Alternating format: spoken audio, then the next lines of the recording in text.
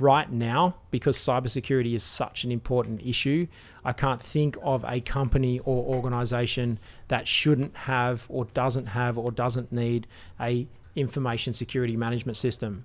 Now, I do know that in the past people will say, but my organization is really small and, this thing is really big. It's like, well, it's kind of like, well, you need to think about what the risks are. What risk are you taking by not locking the doors to your house? And so I think that I draw a lot of similarities to, how confident are you where you are to live and where you live as to not locking the front door of your house or not locking your car at any point in time. Doesn't matter where your organization goes, is it locked? And I think that, who can get in and who can get out. And if it's okay, there's nothing really in there that's important and people can come and go as they want, then you really want to start to think, okay, well, where's the lock? Do you have a lock on your bank account? Do you have a username and password on your bank account and you use online banking? So, it really comes down to what can be stolen from you, what can be taken from you, what can people come in and damage and come in and make a mess.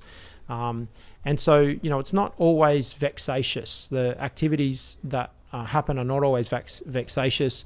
I was traveling in Alaska a number of years ago, and a bear got into a shop and took all the t-shirts off the shelves and made a nest inside a shop during winter, and it was hibernating inside the shop. The shop was closed for a couple of months.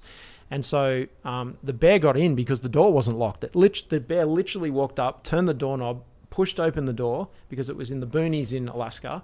The door wasn't locked, didn't force its way in, just walked in the door, literally shut the door and made a nest in all the t-shirts. Now, in terms of that wasn't somebody being vexatious, nothing was stolen.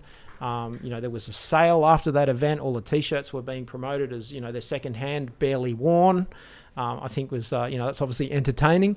But, when you think about your information security information that you've got, someone could just accidentally wander in and corrupt all of your data. So it's about thinking about what needs to be protected, who can access it, where can they access it, how do we stop people that shouldn't access it, accessing it. So hopefully that helps. So I think who needs 27001 right now? I think all organizations should be making an attempt to understand this framework and think about how this framework applies to their business plan.